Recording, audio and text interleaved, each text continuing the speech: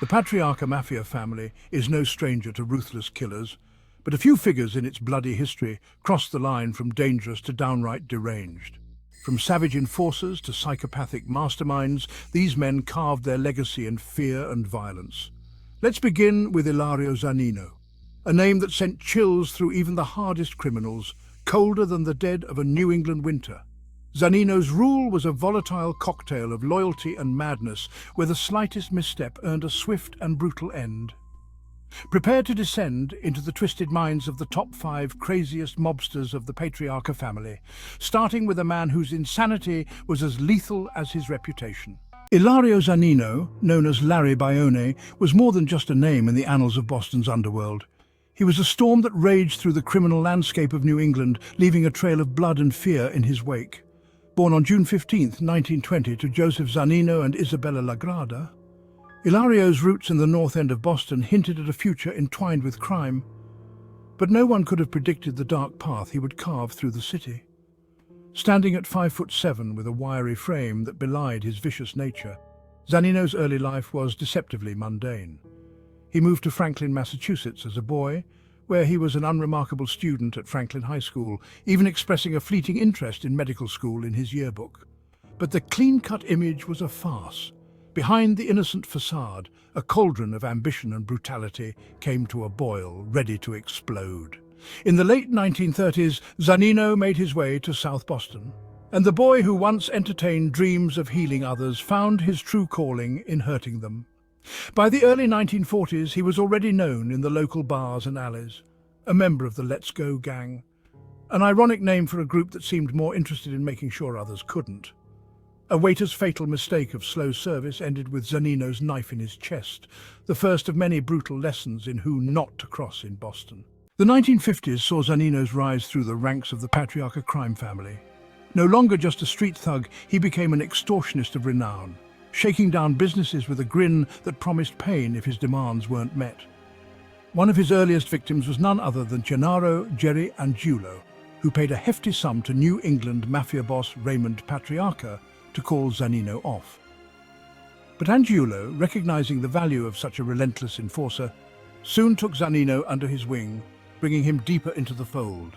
Zannino's first significant fall came when he crossed paths with Irvin Soroco, a jewel thief with a penchant for high stakes. In 1966, the two met in the shadowy corners of the Intermission Lounge in Boston, where Soroco hoped to offload a stash of stolen gems. Zannino, ever the opportunist, agreed to the deal. The arrangement seemed simple enough. Zannino's appraiser would evaluate the goods, and a price would be set. But greed has a way of unraveling the best-laid plans. Soroco was arrested for the cartel's jewelry store heist, and when he and his wife turned state's witnesses, Zannino found himself facing federal charges. Convicted alongside his associates, Zannino tasted the bitterness of a prison sentence, a stark reminder that even the mightiest can be taken down. But Zannino was not a man to be kept down for long.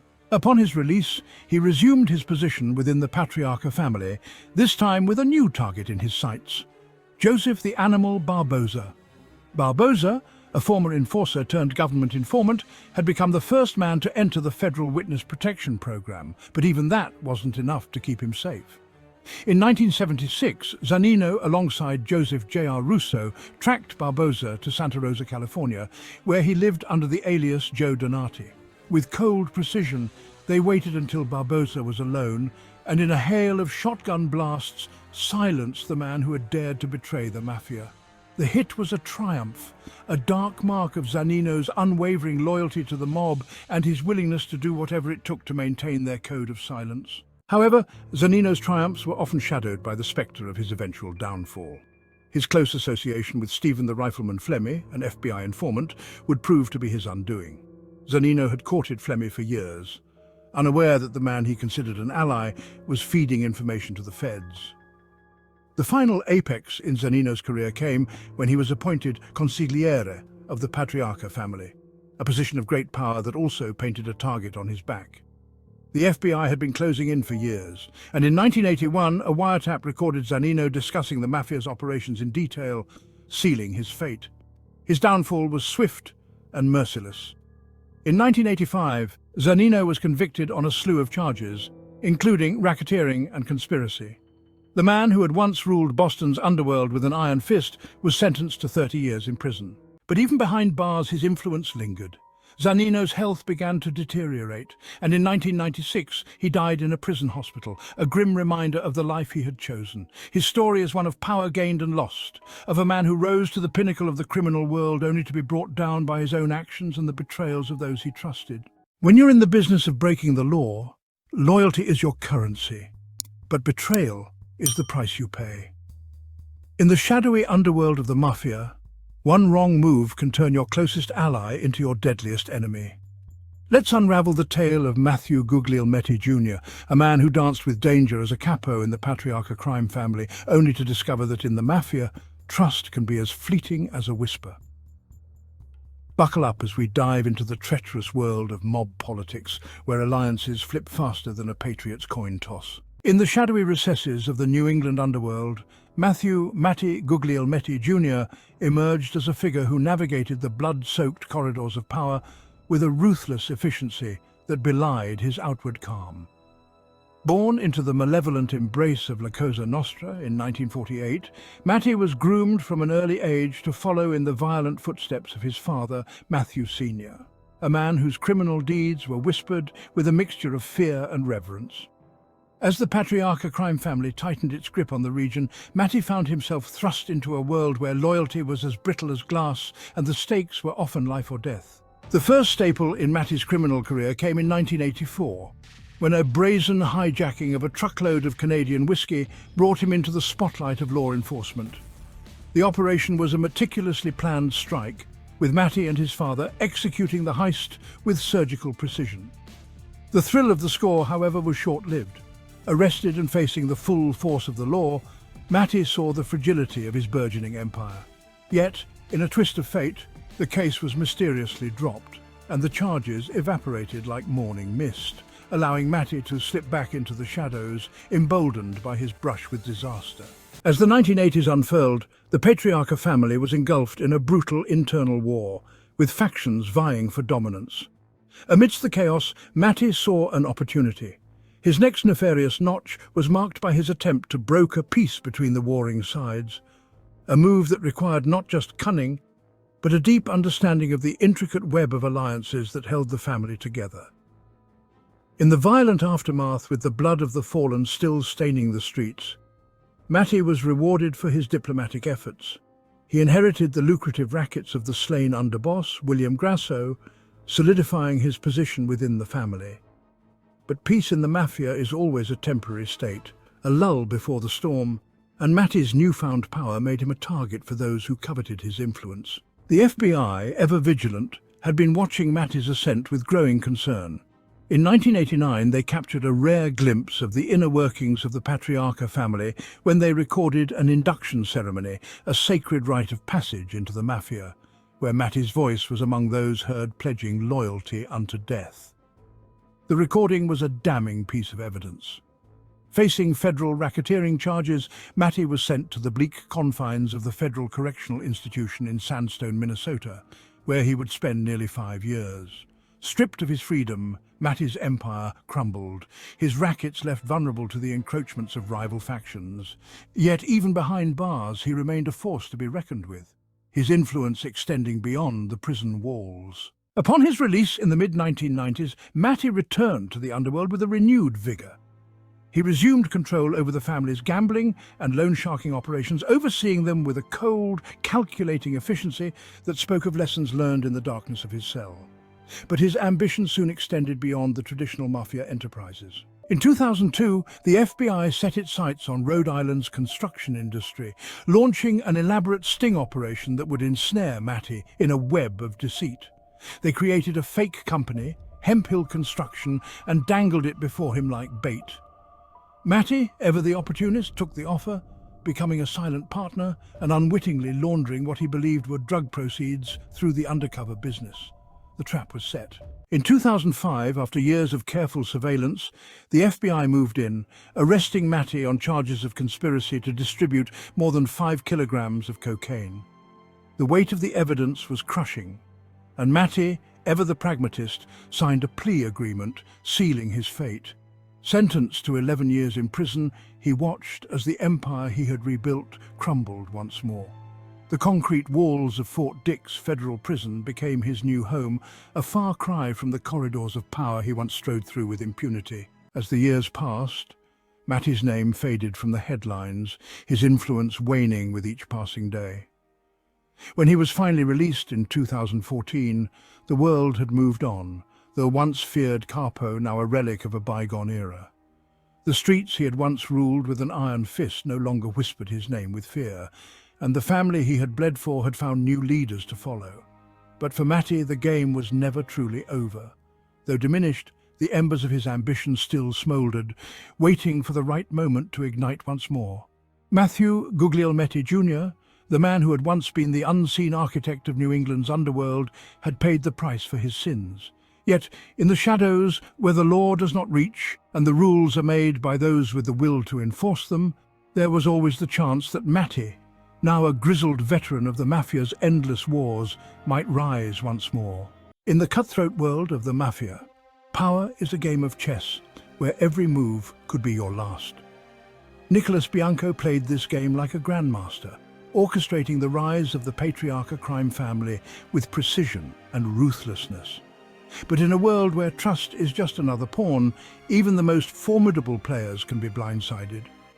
Bianco's legacy was built on strategy, but his downfall was a brutal reminder that no one is untouchable. Enter the shadows with us and witness the story of a man whose quest for power led him to a bitter end. Nicholas "Nicky" Bianco, born on March 21, 1932, in the heart of Providence, Rhode Island, was no ordinary man. From the very beginning, his life was intertwined with the dark undercurrents of the Mafia world. His neighborhood, Atwell's Avenue, was a breeding ground for crime, and Bianco absorbed its secrets like a sponge, biding his time before he would rise to become one of the most influential members of the Patriarca crime family of New England. As a young man, Bianco's ambitions led him away from his roots and into the chaotic streets of Brooklyn, New York. There, he descended into the maelstrom of the Colombo crime family, where devotion carried the same deadly weight as deceit. The early 1960s were marked by a brutal internal war between the family's boss, Joseph Magliocco, and the defiant soldier, Joe Gallo. The blood spilled during this time was a testament to the ruthlessness that lay at the core of the Mafia's operations. Bianco, ever the strategist, saw an opportunity in the chaos. He approached Raymond L.S. Patriarca, the iron-fisted boss of the New England family, with a proposition to mediate between the warring factions of the Colombo family. Patriarca, recognizing the value of Bianco's cunning, agreed. But he didn't just serve as a mediator. He made Bianco a made man, officially inducting him into the Patriarca family. This move solidified Bianco's position as a key liaison between the New England and New York families, a role that would shape his future in the underworld. In 1982, Bianco's cold-blooded nature was put on display when he allegedly participated in the murder of Anthony Mirabella, a Patriarca associate who had fallen out of favor. Mirabella was known for his uncontrollable nature, a trait that made him a liability in a world where control was paramount. The hit was swift and brutal.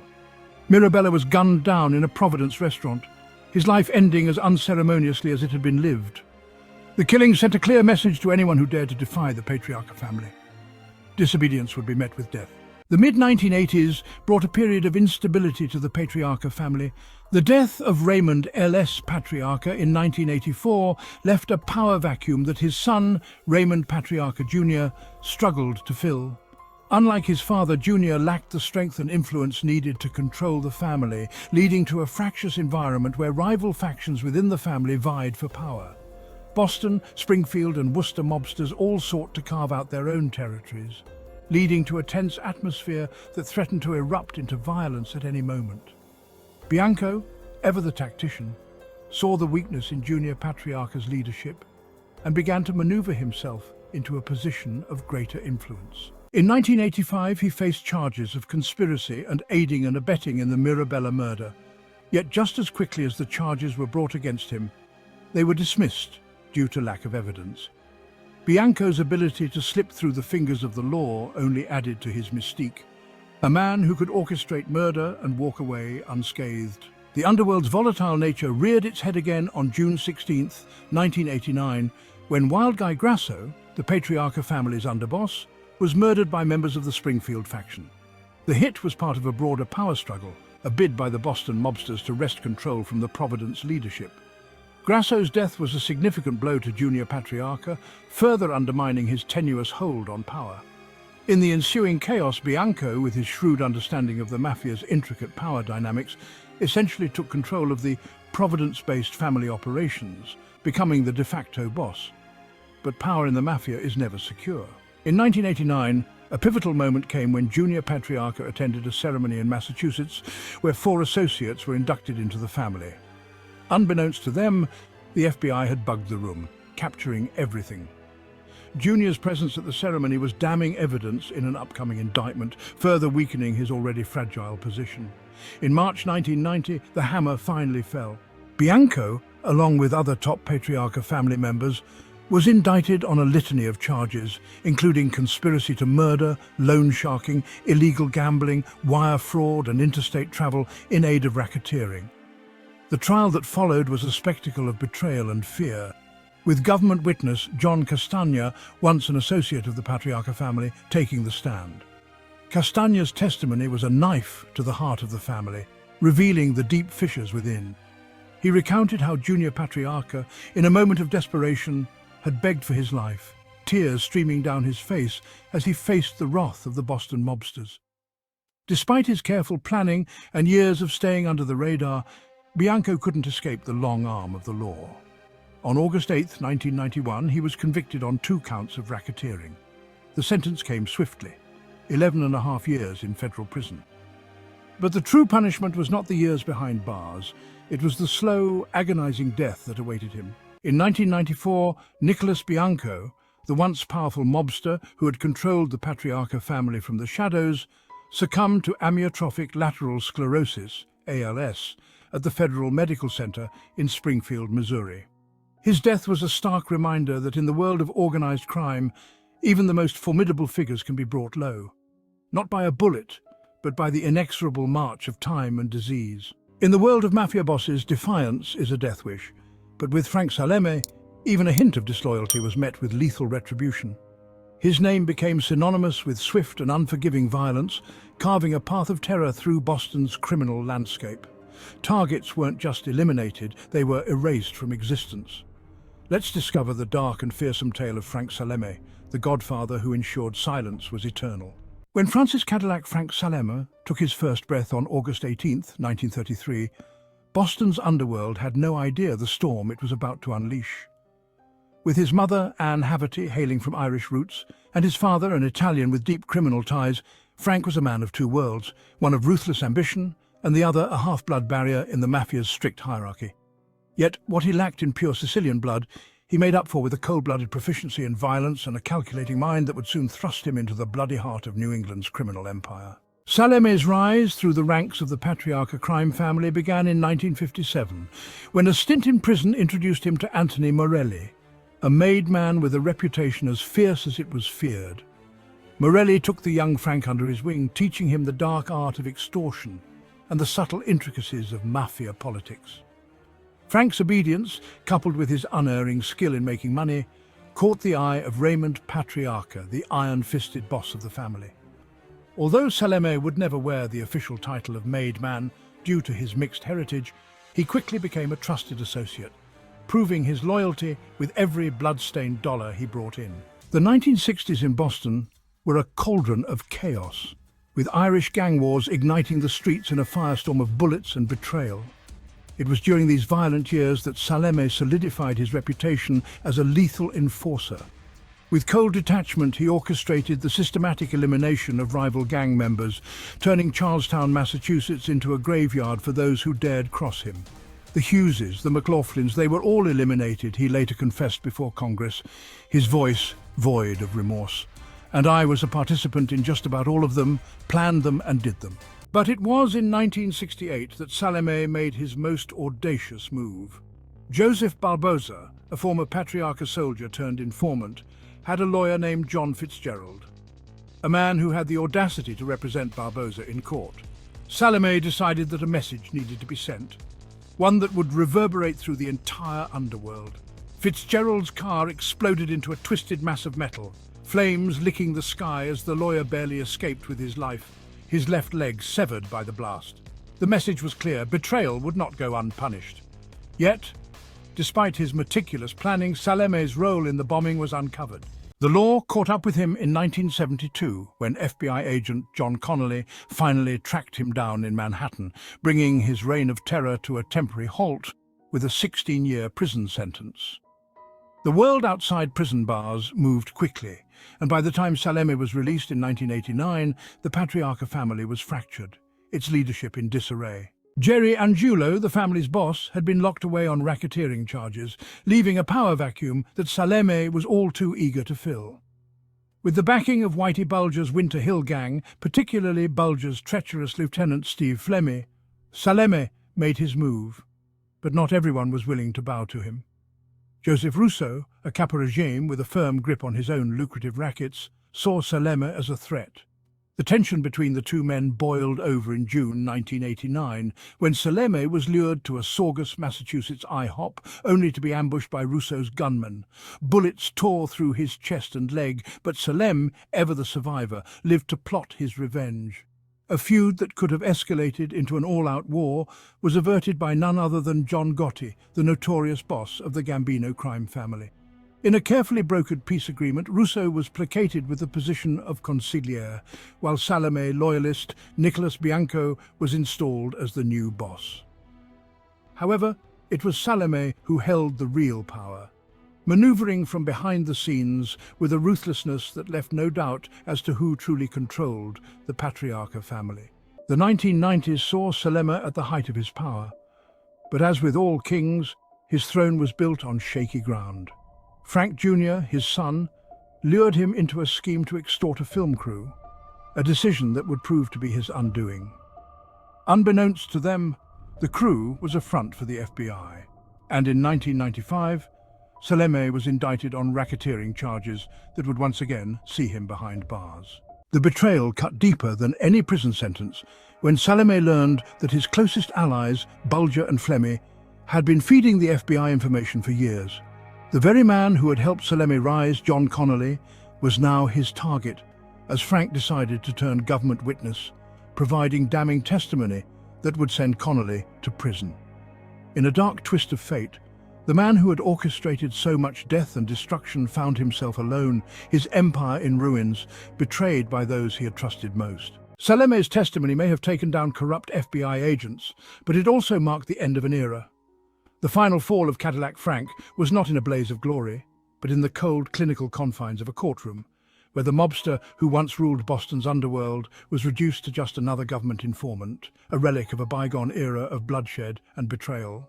When you hear the name Baby Shacks, innocence might come to mind, but in the sinister underbelly of the mafia, it's a name that strikes terror into even the hardest of hearts. Luigi Giovanni Manocchio, the man behind that deceptively whimsical nickname, was anything but benign. A cold-blooded architect of organized crime, he maneuvered through the treacherous landscape of power like a ruthless chess grandmaster, making moves that left his enemies obliterated or entombed in the earth. Prepare to descend into the murky depths of Manocchio's dark legacy, where Providence became his personal criminal empire, a realm where survival was uncertain and loyalty was a currency often paid with blood. In the dimly lit alleys of Providence, Rhode Island, a name whispered in fear by both allies and enemies alike was that of Luigi Giovanni Baby Shacks Manocchio. Born on June 23, 1927, Manocchio would carve a path through the underworld that was as dark as the shadowy corridors he traversed. The man who would later become the feared boss of the Patriarca crime family was no stranger to the life of crime from an early age. His criminal career began in the 1940s, a time when Providence was a crucible of illicit activities, and young Luigi was determined to rise above the fray, no matter the cost. The first rising tide in Manocchio's career came as he navigated the treacherous waters of organized crime. He acquired a taste of violence in 1967 when a gun battle erupted on Federal Hill, the heart of Providence's Italian community. The crack of gunfire echoed off brick walls as bullets tore through the night air, one of which found its mark in Manocchio's neck. The wound was serious, but it would not be the end of him. Instead, it became the catalyst of his ascent. He survived the encounter, his reputation only growing more fearsome among those who knew that death had merely brushed past him that night. The attempted hit was a baptism by fire, solidifying his resolve and elevating his status within the Patriarca crime family. However, the police had other plans. In 1969, Manocchio's involvement in the brutal murders of Rudolph Maffeo and Anthony Mele caught up with him. Indictments were issued and the noose of law enforcement tightened around his neck. Realizing the danger, Manocchio did what any seasoned mobster would. He vanished. Fleeing to France, he evaded capture, but the cost was high. For years, he lived as a ghost, disconnected from the power he once wielded in Providence. When he finally returned to the United States, it was under the cloak of anonymity in New York City, where he spent most of the 1970s living in the shadows, a far cry from the feared enforcer he once was. But he wasn't done. In 1979, after a decade of evasion, he surrendered to the authorities. But rather than face the full weight of his crimes, he orchestrated a deal, pleading guilty to lesser charges and serving only 30 months in prison. Upon his release, he was not content to fade into obscurity. Instead, he meticulously rebuilt his influence, reasserting himself within the ranks of the Patriarca crime family. By 1996, following the imprisonment of many of the family's top leaders, Manocchio seized the opportunity to take the reins. He was now the boss, the undisputed leader of one of New England's most powerful criminal organizations. His shrewd, low-profile leadership style allowed him to consolidate power without drawing undue attention, a skill that would serve him well in the years to come. In 2005, the FBI raided several locations linked to Manocchio, including the offices of the Laborers International Union of North America and Capital City Concrete. The raid was a significant blow, exposing the depth of corruption and illegal activities that Manocchio oversaw.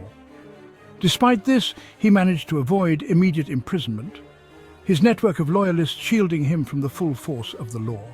However, the walls were closing in. In January 2011, the facade finally crumbled. Manocchio was indicted on charges of extorting payments from the owners of the Cadillac Lounge and Satin Doll, two adult entertainment clubs in Providence. The charges were the culmination of years of investigation, and this time there was no escape. On the day of his arrest, as he attempted to board a flight in Fort Lauderdale, Florida, the FBI swooped in. The once mighty boss was now an old man, frail but still defiant, facing the very real possibility of spending the rest of his life behind bars. In 2012, Manocchio pleaded guilty, acknowledging his role in the crimes that had sustained his power for decades. His sentence, 5.5 years in prison. As he stood before the court, he made a final, almost wistful statement. "By virtue of my position, I inherited the deeds of my associates. I simply do not want my family or my friends to believe I personally threatened anybody." It was a poignant end to a life steeped in blood and betrayal, a life where power was always accompanied by peril. On May 12, 2015, he was transferred from federal prison to a halfway house in Providence, a pale echo of the once dreaded boss he used to be, now reduced to a relic of a fading chapter in the annals of organized crime. By the time he walked free on November 4, 2015, the world he re-entered had left him behind, a world where the mafia's iron grip had long since loosened, leaving him a ghost of power in an era that no longer feared his name. Luigi Baby Shacks. Manocchio's life was a study in the brutal calculus of the mafia. Every rise met with an inevitable fall, every gain shadowed by the spectre of violence and retribution. In the end, even the most feared and respected bosses must confront the ultimate fall, irrelevance in a world that has outgrown the terror they once inspired.